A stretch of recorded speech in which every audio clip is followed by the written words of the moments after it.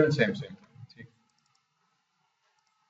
In fact कोई होना चाहिए। चलें, हमने इसमें क्या किया हुआ था कि मैंने इसमें हर चीज को हमने लेयर्स में बना दी। इवन जो बैकग्राउंड हिल्स हैं, स्टोन्स हैं, each and everything is basically in layers. If I hide all my layers, you can see this कि हर चीज को हमने लेयर में डाल के इतनी सारी लेयर्स बनाएंगे। तो layer basically allows you to do some organization कि इवेंचुअली आपका पूरा सीन गायब हो गया, कुछ भी नहीं बचा बेसिक। बल्कि ये वॉल भी अगर हम चाहें तो इसको भी, वॉल को और ये बाकी कंपोनेंट्स को भी हमने ये भी फिलहाल नहीं डाले। और ये जो प्लेन्स थे तरक्की का, इसमें कुछ ट्रीज के लिए बनाए हुए हैं, अभी टेक्सचर मिसिंग है।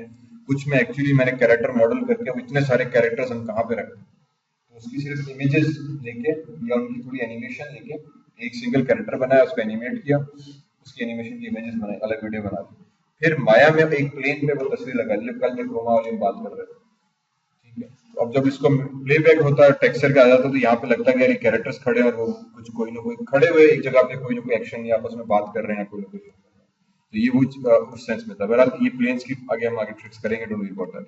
पर फिलहाल मुझे सिर्फ लेयर एडिटर को थोड़ा समझाना था। तो लेयर एडिटर बेसिकली क्या करता है कि it allows you to manage your scene and work with your scene. तो अब इतने सारे सीन को मैंने क्या किया था, एक एक ऑब्जेक्ट को हमने लेयर में डाल दिया था, ठीक है। फिर फॉर एग्जाम्पल मैं चाहूँ तो सेंटर वाले ऑब्जेक्ट ये एक अलग लेयर में डाल दिया। स्ट्रीट लाइट्स जितनी भी थी पूरे सीन के अंदर, हालांकि अब ऑब्वियसली ये मायन सीन है और स्टोरी थोड़ी सी अजीब सी थी, तो इसमें हमने स्ट्रीट लाइट्स पता नहीं क्यों फेंकी थी, बट बहरहाल इसमें स्ट्रीट लाइट्स भी आ गई थी, ठीक है, जो कि होनी नहीं चाहिए वैसे इस प्री हिस्टोरिक दौर में। बहरहाल स्ट्रीट लाइट्स आ गई, केजेस आ गए थे, और ये आर्किटेक्चरल हाउस एक ये भी था हमारे पास। तो जो जो मेन बिल्डिंग्स थी हमने हर किसी को उसकी अलग अलग लेयर में डालते चले गए। इसी तरह से किंग्स पैलेस था हमारे पास ये वाला, ये किंग पैलेस इसका वन, ये किंग पैलेस टू, इस तरफ इसी की डुप्लीकेट लेके। देन गेट्स वगैरह, माउंटेन्स, रॉक्स, सब चीजें जो थी हर किसी को हमने इंडिविजुअल लेयर पे जाके पुट कर दिया। तो दैट अलाउड अस कि हम हर सीन को कंप्लीमेंट कर सकें। तो जब आप मॉडल करते जाओ, तो जब आपकी एक बिल्डिंग बनी, अगर मेरे पास 10 बिल्डिंग्स है, हर बिल्डिंग को अलग अलग लेयर पे डालो। फर्स्ट हर बिल्डिंग को अलग अलग अलग अलग लेयर पे डाल। उससे ये होगा कि मैं आराम से, अब फॉर एग्जाम्पल अगर मुझे सिर्फ इस सेंटर वाले एरिया पे काम करना है, तो मेरे पास ये पूरा एनवायरनमेंट भरा पड़ा है और मेरा माया नहीं चलेगा, ठीक है। इवन तो ये लो पॉली मॉडल बना हुआ है and it I can very easily navigate here, but अगर ये हाई पॉली बना रहे होते हैं हम और ये हाई पॉली होता और सेगमेंट भरे होते तो मेरा माया हैवी हो जाएगा, नहीं चल पाए। तो अब क्या करें, तो फिर उसमें ये होता है कि जिस लेयर पे ये है उसको छोड़ के बाकी सारी लेयर्स में हाइड कर देता है। फर्स्ट थिंग, एक काम ये कर सकते हैं, ठीक है। दूसरा, चलो let me hide everything else ताकि I can prove my point. ये भी गया, ये भी गया, ये भी गया, अच्छा जिसको रहने दिया, सॉरी ये हो गई। And then finally click click click click click, ठीक। तो बाकी सब चीजें गायब हो गई, सिर्फ बॉर्डर मैंने रखा हुआ है और वो जो प्लेन्स थे, इनफैक्ट अगेन ये भी लेयर पे नहीं डाले, कुछ माउंटेन रह गए, लेकिन अब मैं सिर्फ यहाँ पे दिखाऊंगा कि भाई कैरेक्टर वॉक करते हुए ऊपर जा रहा है, तो I can focus on that, ठीक। तो लेयर्स का फायदा ये मिल जाता है कि जिस, अगर आप सिर्फ एक ऑब्जेक्ट, एक मॉस्क अपने पूरे सीन में 40 बिल्डिंग्स रखी है, तो क्यों दिखा रहे हो जबकि आप उस पर भी फिलहाल काम नहीं कर रहे। फाइनल ऑब्वियसली अब ये चीज हाइड हो गई थी, रेंडरिंग में भी नजर नहीं आएगी, इस चीज का ख्याल रखना पड़ता है। जब मैं इसको रेंडर करने जाऊंगा तब मैं सब चीजें भले विजिबल करूँ, पर वरना सीन बनाया, एक ऑब्जेक्ट मॉडल किया, लेयर में डाला, उसको हाइड करा दिया, उससे क्या होगा, सीन आपका हैवी नहीं होगा। सिर्फ अभी मैं सीन के ऊपर काम कर रहा हूँ। फिर दूसरा काम हम ये कर सकते हैं कि यार नहीं, मुझे थोड़ी सी विजुअलाइजेशन चाहिए कि ये प्लेन्स कहाँ पर है, ये प्लेन्स कहाँ पर है, मे बी उसको डायरेक्शन में पॉइंट करना है या कोई चीज यहाँ से आ रही है। तो हम लोग ये कर सकते हैं कि फॉर एग्जाम्पल इस हाउस को हमने सेलेक्ट किया, लेयर को, ठीक, राइट क्लिक किया and we can go into attributes. जब हम उस लेयर की एट्रीब्यूट में जाएंगे तो उसका एट्रीब्यूट एडिटर आ जाएगा, यहाँ पे उस लेयर की एक्स्ट्रा सेटिंग आ जाती है। बाय डिफॉल्ट हर लेयर में सिर्फ 3 चीजें आती हैं, विजिबिलिटी, ठीक, और वी फॉर विजिबिलिटी की वेदर वो लेयर विजिबल हो ना हो। सेकंड, वेदर वो लेयर ट्रांस टेम्पलेट हो, टेम्पलेट से मतलब लेयर आपको नजर आएगी पर वो वायर फ्रेम में होगी, ठीक। अब सीधे everything else is textured shaded है, ये वाली लेयर वायर फ्रेम में हो गई, नहीं होता क्योंकि वायर फ्रेम में वो शेड काउंट नहीं करता, मटेरियल शेड उसका नहीं आ रहा होता, तो ये कंसिडरेबली लाइट वेट हो जाती है। दूसरा, जब वायर फ्रेम में आता है तो एडवांटेज ये मिलता है कि आप सेलेक्ट नहीं कर पाते, ये जो टी का मतलब है, ये लेयर अब मेरी सेलेक्ट नहीं होगी। लेयर का दूसरा सबसे बड़ा एडवांटेज ये मिलता है कि वंस हमने एक प्लेन बना दिया तो एक्सीडेंटली बार बार चीजें बैकग्राउंड में सेलेक्ट हो गई। समटाइम्स ये लेयर बनाई, उसको टेम्पलेट में डाला, लेयर में किया और अब उसको मैं सेलेक्ट भी नहीं कर पा रहा हूँ और ये वायर फ्रेम में मौजूद भी है, जस्ट इन केस मुझे रेफरेंस के तौर पे चाहिए। फिर दूसरा यहाँ पे ऑप्शन है आर का, टी पे मैं दोबारा क्लिक करूंगा तो आर आ जाएगा, आर फॉर रेफरेंस, मतलब मुझे अभी शेडेड व्यू भी दिखा रहा है, ठीक शेड नजर आ रहा है, पर मैं इसको सेलेक्ट नहीं कर पाऊंगा। समटाइम्स हम ऐसा भी करते हैं कि बैकग्राउंड बनाया, बार बार बैकग्राउंड मेरा सेलेक्ट हो रहा है, जमीन बार बार सेलेक्ट हो रही है, दीवारें बार बार सेलेक्ट हो रही है रूम की, तो सिर्फ दीवारों को सेलेक्ट करके न्यू लेयर पे करके उसको ऐड करवा दिया ऑब्जेक्ट को, और फिर उसको हमने या तो आर कर दिया ताकि दीवार नजर आए पर सेलेक्ट ना हो, जमीन नजर आए पर सेलेक्ट ना हो, टी कर देंगे तो टेम्पलेट हो जाएगा, आर कर देंगे रेफरेंस, और फिर दोबारा क्लिक किया तो गायब हो गया। तो ये दो ऑप्शंस हमारे पास आ गए यहाँ पे। तीसरा जिसमें सबसे बड़ा जो मेजर इसका एडवांटेज आता है कि आप राइट क्लिक करके एट्रीब्यूट एडिटर के अंदर जाएं। जब एट्रीब्यूट एडिटर के अंदर जाएंगे तो एक्स्ट्रा सेटिंग्स आ जाती हैं। एक तो हुई डिस्प्ले टाइप, रेफरेंस हो, नॉर्मल हो या टेम्पलेट। नॉर्मल मीन्स वहां पे जब ब्लैंक हो जाता था, टी से टेम्पलेट और आर से रेफरेंस। तो अगेन टेम्पलेट कर दिया मैंने तो आपकी लेयर टेम्पलेट हो गई, सॉरी। इसी तरह से मैंने रेफरेंस किया तो रेफरेंस हो गई, फाइनली नॉर्मल किया तो नॉर्मल हो गई, मीन्स अब मैं इसको सेलेक्ट कर सकता हूँ। दूसरा लेवल ऑफ डिटेल, ये वो ऑप्शन है जो वहां पे नहीं आ रहा, तो ये आपको एट्रीब्यूट एडिटर में एक्सेस करना होता है। लेवल ऑफ डिटेल का मतलब ये कि मैं अभी इस टाइम इसकी फुल डिटेल दिखा रहा हूँ। यहाँ पे आके एक ऑप्शन उसने दिया हुआ है बाउंडिंग बॉक्स का, मैं ये भी ऑन कर दूं। बाउंडिंग बॉक्स का करेगा कि उसको जहां पे ऑब्जेक्ट होगा उसके गिर्द सिर्फ एक सिंपल सा बॉक्स दिखा देगा बस, ठीक। ये ऑब्जेक्ट आ गया, इसके गिर्द सिंपल से बॉक्सेस आ गए और अकॉर्डिंग उसके हर ऑब्जेक्ट की मेन ज्योमेट्री के हिसाब से। तो अब एज ए रेफरेंस के तौर पे मुझे पता है कि यार यहाँ पे एक बिल्डिंग, और ये बिल्कुल फिर बहुत लाइट वेट हो जाता है। अगर आपको एनी हाउ बिल्डिंग दिखानी भी है ताकि आपको पता चले कि अगली बिल्डिंग मैंने कहाँ पे रखनी है या अगला ऑब्जेक्ट कहाँ पे आना है, या इवन कैरेक्टर है या ऑब्जेक्ट्स हैं सीन में बहुत सारे मैंने बनाए हुए, पत्थर पत्थर पत्थर पत्थर पत्थर, तो बहुत हैवी हो जाते हैं, तो हम उनको यहाँ पे उसकी रेफरेंस एट्रीब्यूट एडिटर में आके अभी वैसे यार okay make it A bounding box. Bounding box का मतलब ये कि सिर्फ उस ऑब्जेक्ट के बॉक्स आ जाए, ठीक। तो अब जितने भी लेयर्स होंगी या ऑब्जेक्ट्स में सेलेक्ट करूँ उसके लिए सिर्फ बॉक्स आ रहा है। देन इसको हम ये दूसरी चीज ये कि शेडिंग में भी कर सकते हैं, for example level of detail full लेकिन शेडिंग नजर ना आए, तो शेड गायब हो गया, ये वही टेम्पलेट हो गया पर अब मैं इसको सेलेक्ट कर पा रहा हूँ। इवन तो मैंने 5 भी प्रेस किया हुआ है, 6 भी मैं प्रेस करूँ पर इसका शेड नजर नहीं आएगा। ये भी हम कंट्रोल कर सकते हैं। वापस मैं इसमें आ गया, राइट क्लिक एट्रीब्यूट एडिटर, ये एक और ऑप्शन है कि आप उसकी शेडिंग को गायब कंट्रोल कर सकते हो, ठीक है, जस्ट ताकि सीन आपका लाइट वेट हो जाए। अगर आप उसको वाइड फ्रेम में भी देखना चाह रहे हो और सेलेक्ट भी करना चाह रहे हो, जब टेम्पलेट करते हो तो टेम्पलेट में आप सेलेक्ट नहीं कर पाते। फॉर एग्जाम्पल आप कह रहे हो कि यार ऑब्जेक्ट भले वायर फ्रेम में रहे पर मैं उसको ओकेजनली सेलेक्ट कर सकूं ताकि मैं पोजीशन के हिसाब से उसको मैनिपुलेट करूं, तो यहाँ से आके हम शेडिंग हटा देते हैं ताकि सीन मेरा हैवी ना हो। अगेन ये इसीलिए जरूरी है कि हमारे पास लैपटॉप में कैपेबिलिटीज बड़ी कम होती है, थोड़ी सी ऑप्टिमाइजेशन ट्रिक्स जो है बड़े कॉम्प्लेक्स सीन में काम करने से हमें बड़े अच्छी तरह बचा सकती है कि हमारा सीन माया क्रैश ना हो बार बार, तो उसको हम ये हटा देते हैं। दूसरा टेक्सचरिंग इटसेल्फ, जब हम 6 प्रेस करते हैं, 6 प्रेस करने से टेक्सचर्स आ जाते हैं व्यू पोर्ट में। Textures do also take up your calculation time. अगर मैं टेक्सचर ऑन किया हुआ है तो अब ये टेक्सचर जो है वो टाइम जरूर लेगा कैलकुलेशन में, तो व्यू पोर्ट इस वजह से भी हैवी हो जाता है। तो अगर आप टेक्सचरिंग में काम नहीं कर रहे हो तो 5 प्रेस करके काम किया करो ताकि टेक्सचर डिसेबल हो जाए, हाइड हो जाए, तो उससे थोड़ा सा और आपका व्यू पोर्ट सही से चलेगा। अगर आपने 6 प्रेस करके ऑल द टाइम काम कर रहे हो that means you are turning on the texture mode, और उसकी वजह से आपका व्यू पोर्ट फिर हैवी, माया फिर हैवी होना शुरू होता है। तो फिर अक्सर औकात हम ये करते हैं कि भाई ऑब्जेक्ट मॉडल हो गया, भले फुल नजर आए, शेडिंग भी नजर आए, पर उसका टेक्सचर मुझे नजर ना आए, तो मैंने यहाँ से टेक्सचर हटा दिया just in case if I want to do that. फिर प्लेबैक, ये एनिमेशन से रिफर करता है कि क्या जब मैं एनिमेशन प्लेबैक करूं तो उसमें चीज नजर आए नहीं आए। विजिबल इटसेल्फ, ऑब्जेक्ट आपका विजिबल हो ना हो। कलर, हम इसको स्पेसिफिक कलर दे सकते हैं कि भाई इसका ऑब्जेक्ट का कलर फॉर एग्जांपल हमने पिंक कर दिया या ब्लू कर दिया, तो if you turn the wire frame तो उसका कलर उस हिसाब से हमारे पास चेंज हो जाएगा। ये हो जाता है when you make this as a reference, ठीक है। इसको अगर हम कलर करते हैं फॉर एग्जांपल रेड, ये कौन सी लेयर से रेड की क्यों नहीं हुआ,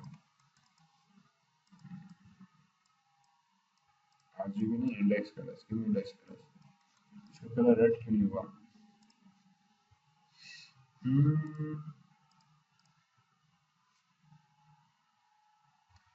if I can remember it correctly, ये कलर जो वायर फ्रेम का कलर है उसको चेंज कर देता था जस्ट टू इंडिकेट कि ये कौन सी लेयर के ऑब्जेक्ट है। ये कलर क्यों नहीं चेंज किया इसने। अच्छा, एक मिनट, सेलेक्ट दिस लेयर, यहाँ पे गए ये टेम्पलेट, और आई थिंक ये वाली थी, ये टेम्पलेट, इस पर डबल क्लिक किया, index colour visible hidden on playback, reference नहीं, नॉर्मल, क्लिक करके ये हो गया पिंक, हो जा रहा होगा नहीं, क्यों नहीं हुआ। बहरहाल इसके आगे कलर कोडिंग दी हुई है इस यहीं पे ये बॉक्स पे, तो ये जस्ट टू मैच के, अगर जैसे यहाँ पे आ गया तो ये बहुत सारे ऑब्जेक्ट्स आ गए, तो मैं यहाँ पे तो रीनेम कर पा रहा हूँ कि भाई ये लेयर स्काई लेयर की है, बट मुझे अब नहीं पता स्काई कहाँ गया, या रॉक्स है या माउंटेन है, या फॉर एग्जाम्पल किंग्स पैलेस है, तो ये कौन से किंग पैलेस की बात कर रहा है यहाँ, तो क्योंकि ऑब्जेक्ट्स हमने अभी फिलहाल नेमिंग नहीं दी, वो हम दे सकते हैं, तो ये कलर कोडिंग से जरा पहचानने में आसान हो जाता है। तो फॉर एग्जाम्पल इसको मैंने अगर आके पिंक कर दिया, तो क्राउन जो था हमारा वो पिंक, वायर फ्रेम, उसके वायर फ्रेम का जो कलर है वो पिंक हो गया, तो अगर हम 4 प्रेस करें तो भी पिंक, 5 में भी पिंक, या फिर यहाँ पे एक ऑप्शन है शेडेड व्यू ऑन करने का, वायर फ्रेम ऑन शेडेड का, तो वो पिंक करके तो अब इंडिकेट हो गया कि यार ये पिंक वाला जो है ये वाला पिंक है, तो हम थोड़ा सा कलर कोडिंग मैच कर लेते हैं।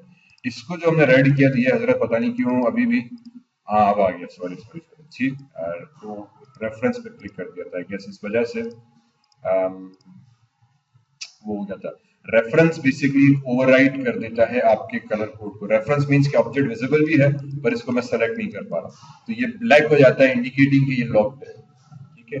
बाय डिफॉल्ट ब्लैक कलर जो हो गया इसके वायर फ्रेम का, वो इंडिकेट कर रहा है कि ये ऑब्जेक्ट लॉक है, आप इसको सेलेक्ट नहीं कर पा रहे हो। जब आप यहाँ से रेफरेंस हटा दोगे तो वो वापस फिर रेड आ जाना शुरू, ठीक है। तो ये थोड़ा सा कलर कोडिंग करके हम लेयर को मैनेज करते हैं कि यार अच्छा ये रेड वाला जो था ये वाला हाउस है, पिंक वाला ये वाला हाउस है, और ये जो मेरा था आई थिंक ये सेंटर पैलेस है। इसी तरह से इसको उठा के हमने ग्रीन कर दिया, तो ये ग्रीन हो गया, तो we can very easily approximately for example manage किया। अच्छा ये किंग्स टेम्पलेट, तो इसको उठा के हमने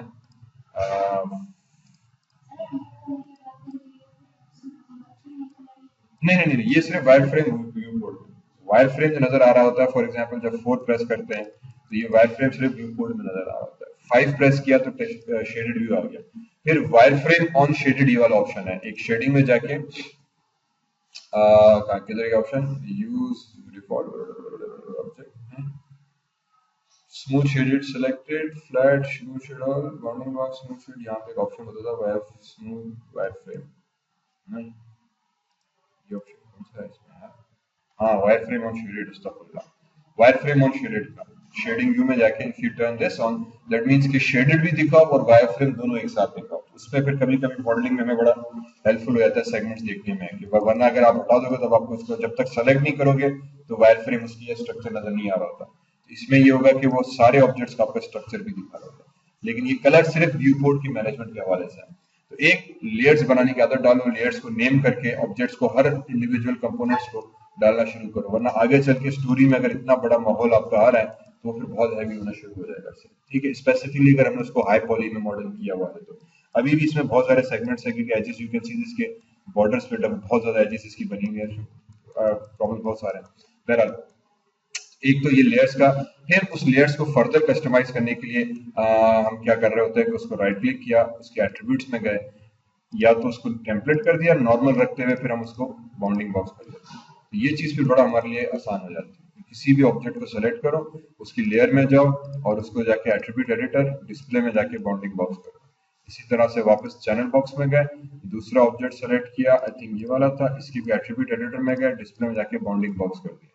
तो आपका सीन जो होगा वो अब ऑब्जेक्ट मौजूद है बाउंडिंग बॉक्स में है, मैं इसको बड़ा आराम से नेविगेट कर सकता हूँ। तो मुझे रेफरेंस के तौर पे पता चल गया, अच्छा यहाँ पे बिल्डिंग थी, यहाँ बिल्डिंग थी, यहाँ बिल्डिंग थी। इसी तरह से बाकी बिल्डिंग जो है I can turn every single building on, और मैं विजिबिलिटी गायब नहीं कर रहा, पर मैं क्या करूंगा कि उसको उठा के जो है आपका राइट क्लिक किया, एट्रीब्यूट्स में जाके उनको बाउंडिंग बॉक्स कर देता हूं, ताकि वो बॉक्सेस की सूरत में जब मुझे इंडिकेट होगा कि आपका ऑब्जेक्ट जो है वो सीन में मौजूद तो है पर बॉक्स है, तो इससे क्या होगा कि ये तो सेंटर क्राउन रहा, सेकंड टेम्पलेट एट्रीब्यूट फुल, इसको भी बाउंडिंग बॉक्स, ठीक है। तो ये एक्स्ट्रा बॉक्सेस हमारे पास आना शुरू हो, इससे व्यू पोर्ट आपका बड़ा फास्ट और क्विक नेविगेशन हो जाएगी। एक इस चीज की हमें आगे डालनी पड़ेगी और डालनी चाहिए कि अगर सिंगल ऑब्जेक्ट है फिर तो ठीक है, पर जैसे लास्ट टाइम हमने हर्ट्स में 4 5 6 हर्ट्स बनाई थी, तो कोशिश करो कि 2 3 हर्ट्स का अलग अलग ग्रुप बनाओ, बैकग्राउंड अलग ग्रुप बनाओ, जमीन अलग, तो उसको लेयर्स में डाल दो,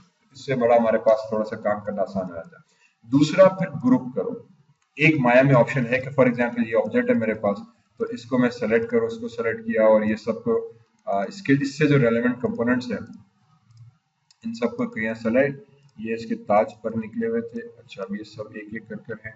इन सबको सेलेक्ट किया और फिर मैं मैश में जाऊं और कंबाइन कर दूं। ठीक, मैश में जाके कंबाइन करने से क्या होगा कि वो इन तमाम को उठाकर एक सिंगल ज्योमेट्री बना देगा। ठीक है, अब सिंगल ज्योमेट्री बनाएगा और कैसे, फॉर एग्जांपल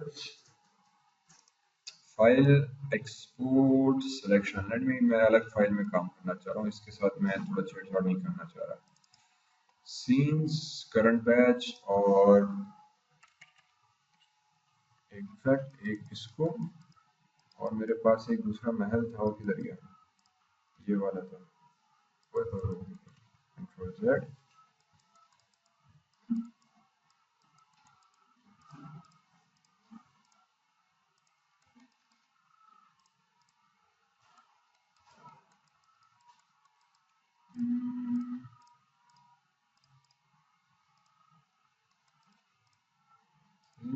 इन सबको किया सेलेक्ट, ये भी हो गए। इस तरफ के ताज स्टेयर्स एंड और क्या बचा।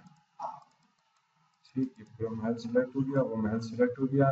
फाइल में गए, एक्सपोर्ट सिलेक्शन और सीन्स पे डबल क्लिक करते हुए यहाँ पे मैंने एक फोल्डर बना देते हैं लोकेशंस का या प्रॉप्स का। चलो यार, प्रॉप्स मींस एक्स्ट्रा प्रॉप्स जो मेरे सीन में चाहिए होते हैं, पेंसिल, रबर, शार्पनर, अलग अलग बिल्डिंग्स। ठीक है, तो इसको हम क्या नाम दें, इसका क्या नाम होता है, बिल्डिंग्स को क्या कहते हैं, PYRI, pyramid temples.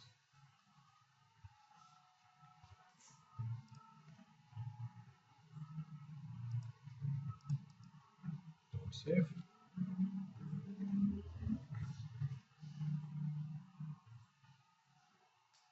see, select, read on, file, import of pyramid temples. Let me import them. चलो, इधर गया मेरा भाई, उसी आजा। चलो, तो ये दो मेरे पास पिरामिड के टेम्पल्स आ गए। अब एक तो हमने एक्सपोर्ट किया था तो ऑटोमेटिकली उनकी दोनों की दोनों लेयर्स आ गई। For example, let me delete these layers again, delete this layer and delete this layer. पहला काम हम ये करेंगे कि मैंने इसको मॉडल किया। ठीक है, लेट मी प्रेस 5 और इनफैक्ट इन तमाम ऑब्जेक्ट्स को सेलेक्ट किया, राइट क्लिक करके असाइन मटेरियल। ये सारे एक्चुअली जो थोड़ा सा ऑब्जेक्ट खराब हो गया वो मटेरियल्स और टेक्सचर की वजह से, कि इनके जो मटेरियल्स थे वो थोड़े से हमारे पास या तो खराब हो गए हैं या नहीं मिल रहे। Right select, assign new material और इन सबको एक डिफॉल्ट स्टैंडर्ड मटेरियल अगर मैं असाइन कर दूं, and UV hit automatic mapping, right click object mode. उसके बाद भी क्यों नाराज है यार। ठीक, ये हजरत काले पीले क्यों नजर आ रहे हैं, 5 6, अच्छा ठीक, चलें। मतलब जो मॉडल पहले बनाया हुआ था वो टेक्सचर वगैरह था उस वहाँ पे सही था। जब इसको मैंने एक्सपोर्ट किया तो एक्चुअली मैंने एक्सपोर्ट किया था इस पर, और मेरी सेटिंग्स में बाय डिफॉल्ट सेट है कि व्हेनेवर आई डू एक्सपोर्ट तो it exports in FBX format. ठीक है, FBX फिल्म बॉक्स फॉर्मेट है जो कि ऑब्जेक्ट्स को एक यूनिफॉर्म फॉर्मेट में एक्सपोर्ट करता है। मैंने पहले बताया था कि जब आप FBX में एक्सपोर्ट करोगे तो आप उसको यूनिटी में, 3D Max में या ऑनलाइन स्केच फैब की किसी भी वेबसाइट पे आप अपलोड कर सकते हो।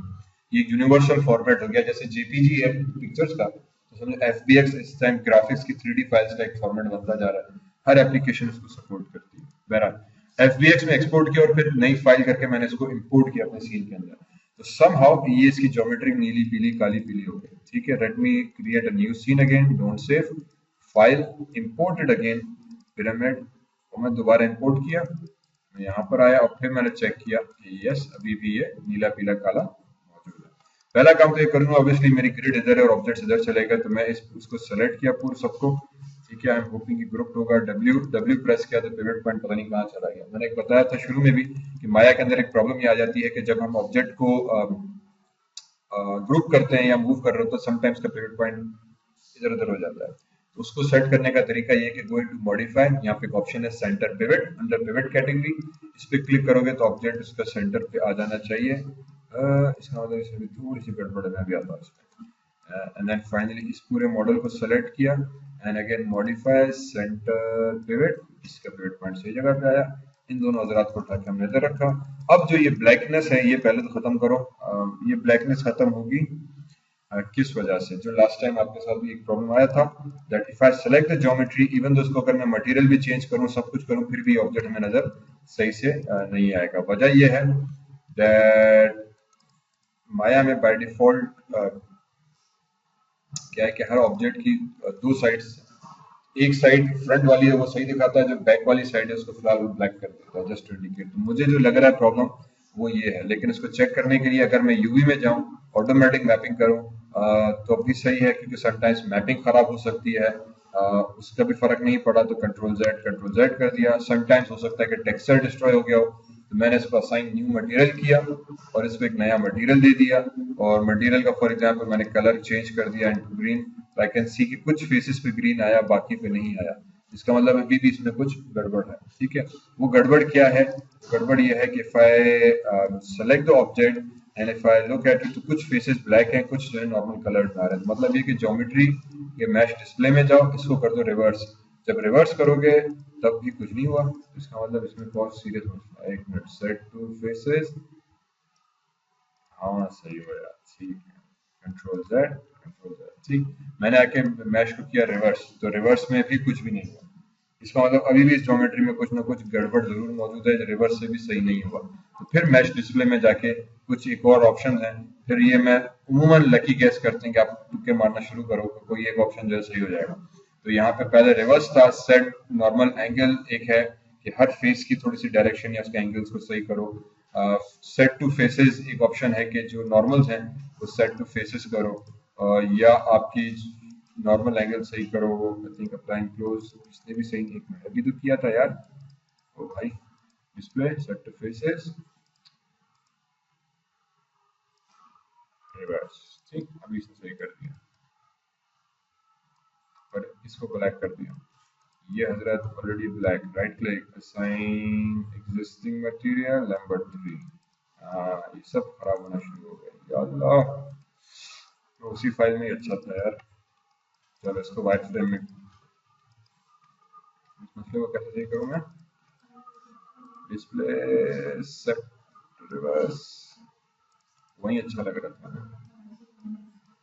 अच्छा, ठीक। सो बेसिकली डिस्प्ले सेटिंग्स में आके हम थोड़ी सी एक टूल्स के साथ टेम्पर करते हैं। रिवर्स क्या करता है कि जो फेस बाहर था अंदर, अंदर का बाहर कर देता है। तो समटाइम्स ये होता है कि जो अंदर वाला फेस है वो बाहर आ जाता है, तो रिवर्स करने से डायरेक्शन हमें सही मिल जाती है। तो कहीं कहीं रिवर्स इज वर्किंग, कहीं पे रिवर्स काम नहीं कर रहा। ठीक है, तो for example if I select this geometry match display, reverse doesn't really work, तो इसने काम नहीं किया। फिर इसको दोबारा सेलेक्ट करके मैं इसमें आ जाऊंगा और इसमें फिर एक ऑप्शन है set normal angle, set to face and set vertex normal. अब वर्ड नॉर्मल का मतलब ये कि माया जब फेस को कैलकुलेट करता है, तो याद है मैथमेटिक्स में एक नॉर्मल्स पढ़ते थे जो basically pointing outward from the geometry का ऑप्शन आया था, या टेंजेंट्स आप कह लो, टेंजेंट के वर्ड हम पढ़ते थे। तो बेसिकली जब फेस बनता है ना, तो इस फेस की डायरेक्शन को ऐसी इस तरफ, उस डायरेक्शन को हम कहते हैं कि वर्चुअल नॉर्मल वर्ड आता है। तो वो उस फेस से डायरेक्शन पॉइंट करता है कि यार ये सीधा वाला हुआ या ये सीधा वाला हुआ, ये हम कैसे डिसाइड करें? मेरा हाथ है तो ये सीधा ये हाँ हुआ, ये सीधा ये होगा, ये हेड है या ये टेल है, या ये टेल है या ये हेड है, ये हम कैसे डिसाइड करें? ठीक है, उसमें कहते हैं कि उन्होंने कहा सीधे जब इसको कैलकुलेट करो तो नॉर्मल एक उन्होंने रखा है, जिस तरफ नॉर्मल पॉइंट होगा वो उसका सीधा वाला हिस्सा होगा। ठीक, तो ये जो ऑब्जेक्ट है इसके हम नॉर्मल्स बाय द वे वैसे देख भी सकते हैं। If I go into display polygons and tangents face normals, ठीक, yes. So you can see this कि उसके जो डॉट्स हैं वो छोटे छोटे से आपको lines. If I can increase the face normal size I think इतनी बड़ी काफी है, यप, ठीक। And you can see this normal sizes. तो ये जो नॉर्मल की है, ये फेस के सामने उसने एक लाइन निकाली हुई कि हर फेस की डायरेक्शन किस तरफ है। तो वो ऑलरेडी हमने रिवर्स कर दी थी तो अंदर वाली बाहर आ गई, या इसको आप सेलेक्ट करके जब रिवर्स करोगे तो now you will see this के जितने नॉर्मल्स हैं now basically if I go inside तो they will be pointing inside, और अंदर से हजरत जो है वो बड़ी खूबसूरत सा लुक दे रहा है कि यहाँ से सही है, बाहर से खराब हुआ काला। फिर इसको सेलेक्ट करके जब मैंने रिवर्स किया तो भी ये रिवर्स, पर अभी भी कलर जो है वो अंदर से सही है, बाहर से काला नजर आ रहा है, हालांकि नॉर्मल्स भी मैंने बाहर की तरफ पॉइंट कर दिया। फिर डिस्प्ले में गया और यहाँ पे एक ऑप्शन दिया हुआ है सेट टू फेसेस का। इसका मतलब कुछ ऐसा है कि जो नॉर्मल्स है उसकी भी डायरेक्शन और एंगल या कुछ ऐसे सेट टू फेसेस कर दो कि जिस तरफ फेस है या जो कलर है ये भी नॉर्मल्स के साथ परपेंडिकुलर कर दो। अब उसने मैचिंग सही की और अब मेरे फेस यहाँ से सही हो गया। ठीक है, ये बेसिकली ज्योमेट्रिकल एरर्स आ जाते हैं, स्पेशली जब आप मॉडल किसी और सॉफ्टवेयर या पुराना फाइल से इंपोर्ट करो। जहां तक मुझे याद पड़ रहा है ये जो फाइल थी मेरी, this file is made in 2006। ठीक, और ये 2006 की फाइल है जो आज मैंने फिर 10 साल के बाद एक्सेस की।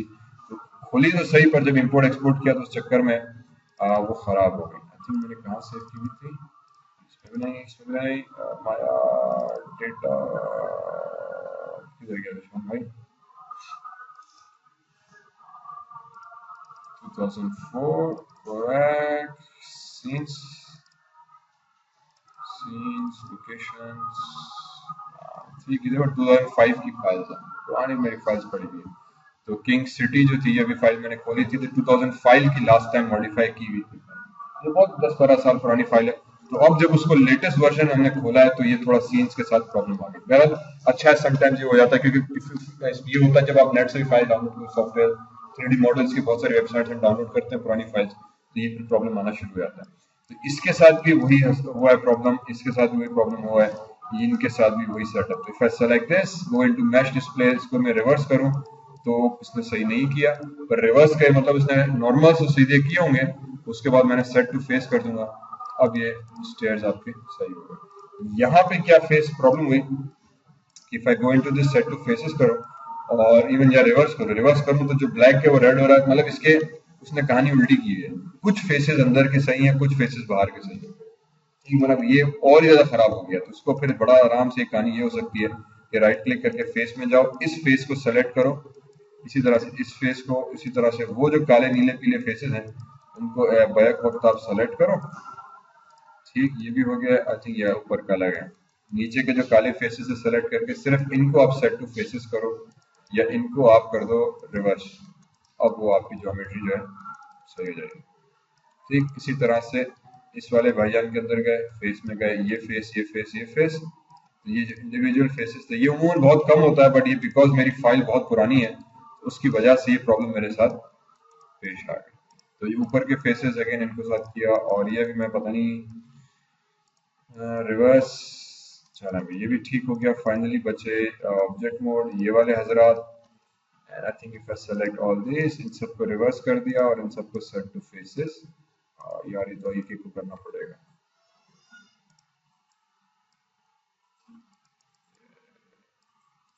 ला ला एक एक को अलग पकड़ के करना पड़ेगा यार दवाई। चलो वेल दफा करो इसको। व्हाट आई वाज डूइंग कि मैंने ये पूरा ऑब्जेक्ट सेलेक्ट किया, मैंने कहा यार मुझे हट ये चाहिए, बड़ी अच्छी लगी। यहाँ पे आके मैंने इसकी लेयर्स प्रीवियस वाले डिलीट कर दी, तो फॉर एग्जांपल मेरे पास नहीं बनी हुई, इसको सेलेक्ट किया मैंने तमाम पूरे ऑब्जेक्ट्स को, लेयर एडिटर पर आया। अब 2016 में 3 इन्होंने नए बटन दे दिए, 4 अगर आप पुराना वर्जन यूज कर रहे हो फॉर एग्जांपल 2007 तो उसमें एक ही बटन दिया हुआ है क्रिएट लेयर का।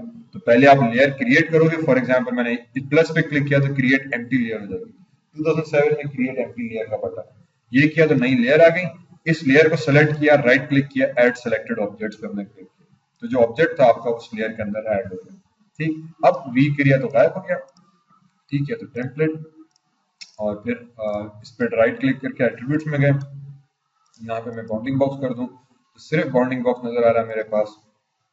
मैं नहीं चाह रहा कि बाउंडिंग बॉक्स फुल हो पर इस पर टेक्सचर ना हो या शेडिंग नजर ना आए। I can control that. Playback में वापस नहीं, मुझे नजर नहीं आना चाहिए। इसकी कलर थीम जो है वो मैं चेंज कर सकता हूँ फ्रॉम टेम्पलेट। अगर टेम्पलेट किया हुआ है तो फॉर एग्जांपल मैं इसको कह सकता हूँ कि इसका कलर जो है वो वाइट हो जाए, तो ये वाइट हो जाएगा हमारे पास नॉर्मल व्यू में जाके, या again white for example green, तो ग्रीन हम उसको यहाँ पे चेंज कर लेते हैं। तो थोड़ा सा लेयर के साथ खेलना है और फिर obviously double click on this layer and make sure कि मैं दे दिया कि ग्राउंड रूम। ठीक, तो मेरे पास ग्राउंड रूम करके लेयर आ गई, सो आई कैन अंडरस्टैंड।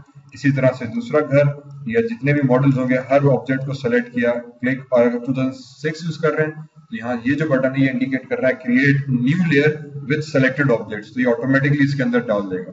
यहाँ पे क्लिक किया तो ऑब्जेक्ट ऑटोमेटिकली इसके अंदर आ गया क्योंकि ऑलरेडी मैंने सेलेक्ट किए हुए थे, इसके अंदर आ गया। इस पर अगेन डबल क्लिक किया, लेयर एडिटर आ गया।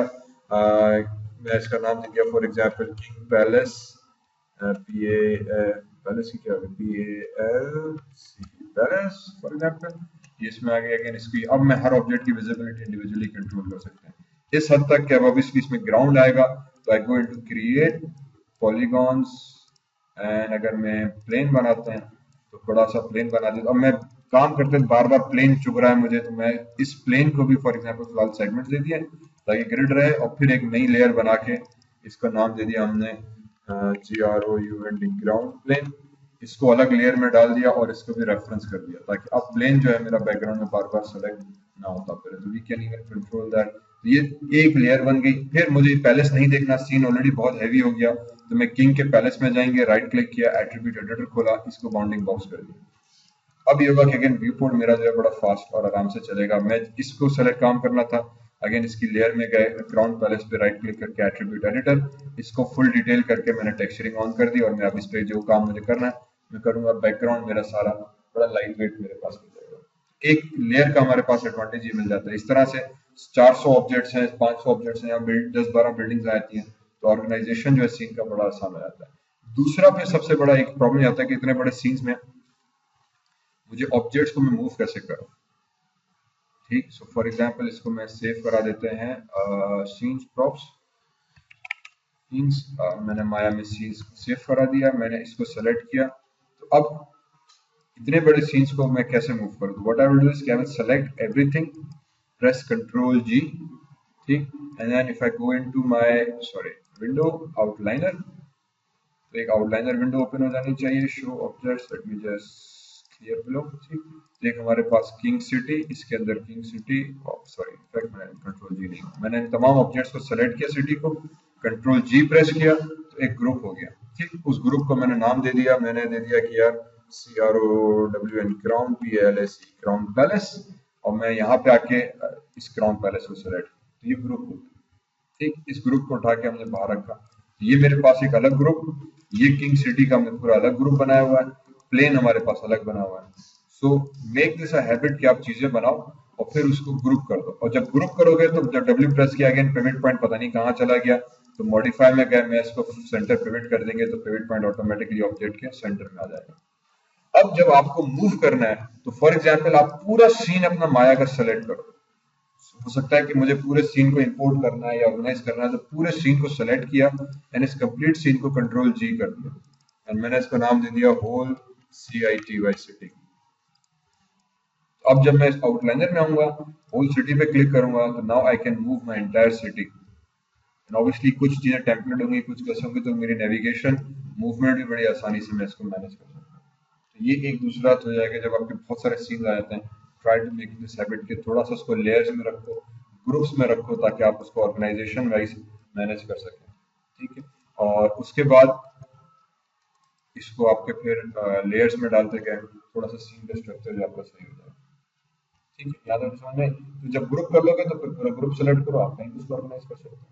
ऑब्वियसली फिर इसमें आगे एनिमेशन में चल के हम कुछ ये काम भी करते हैं कि यार मैं बार बार ग्रुप को कैसे सेलेक्ट करूं। तो ग्रुप सेलेक्ट करने का सबसे बड़ा एडवांटेज ये मिलता है कि आपने ऑब्जेक्ट सेलेक्ट किया, अप एरो प्रेस किया तो ऑटोमेटिकली इस क्राउन पैलेस सेलेक्ट हो। ठीक है, क्यों? क्योंकि आप प्लस पे जाके चेक करो तो ये सारे इसके कंपोनेंट्स आ गए। किसी भी कंपोनेंट को सेलेक्ट करके जब आप अप एरो प्रेस करोगे तो इसका मतलब आप उसका पेरेंट सेलेक्ट करना चाह रहे हो, तो ऑटोमेटिकली इसके पेरेंट को सेलेक्ट कर देगा। उसकी सिलेक्शन भी बहुत हद तक आसान हो जाती है कि भाई जब सब पूरे सिटी ग्रुप में तो अप एरो प्रेस कर दो तो आ जाएगा। इसी तरह से फॉर एग्जांपल आपने हर चीज को group group group group group किया हुआ है।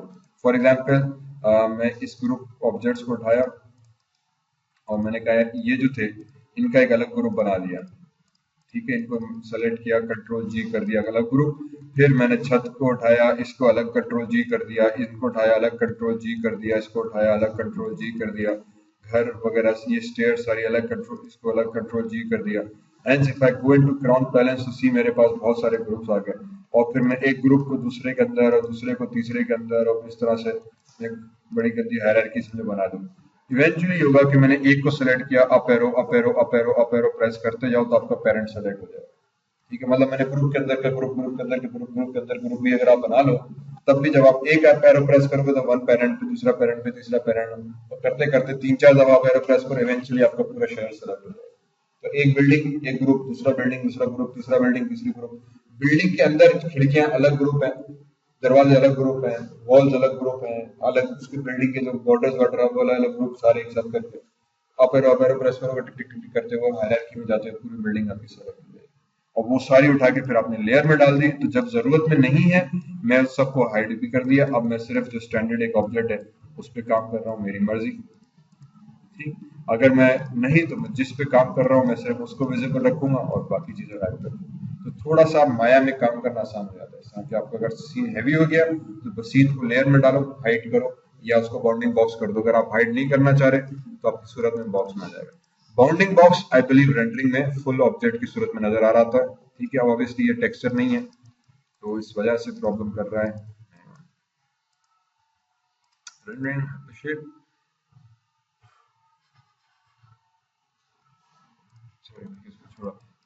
इफ आई सेलेक्ट दिस, हाँ, तो ये बेसिकली रेंडरिंग में तो हमारे पास पूरा नजर आएगा। ठीक है, व्यू कोड में सिर्फ बाउंडिंग बॉक्स नजर आएगा। हाँ, इसको अगर आप गायब कर दो अब ये रेंडरिंग में नजर नहीं आएगा। ठीक है, वो चीज यहाँ से गायब हो गई। तो रेंडरिंग करते हैं तो हम इसको विजिबिलिटी ऑन कर देंगे, पर भले वंस मॉडल कंप्लीट हो गया बाउंडिंग बॉक्स कर दो, बाउंडिंग बॉक्स रेंडरिंग में फुल नजर आएगा। तो एडवांटेज ये मिलता है कि बाउंडिंग बॉक्स भी हो, आपका व्यू कोड हैवी नहीं होता और आप आराम से एंड में काम कर रहे होगे, रेंडरिंग में बाउंडिंग बॉक्स पूरी फुल फॉर्म में रेंडर हो जाता है। ठीक है, इससे सीन आपका बड़ा हैवी, अभी जैसे आप पूरी बिल्डिंग दिखा रहे हो, 400 बिल्डिंग है, तो सीन इतना हैवी हो गया कि आप उसको कैसे काम करोगे। एक सबसे बड़ा एडवांटेज ये मिल जाता है कि you have to work with that. ठीक, ये चलो 10 मिनट की कहानी हो गई। अब आ जाते हैं आपके सीन को भी आराम से बैठ के। Assalamu alaikum. My name is Zishan Bhatti. I am the creator of Zishan Academy, an online multimedia learning and educational site that has video lectures on and notes on various subjects. So, to keep update, like, share, and subscribe. Oh, that's nice.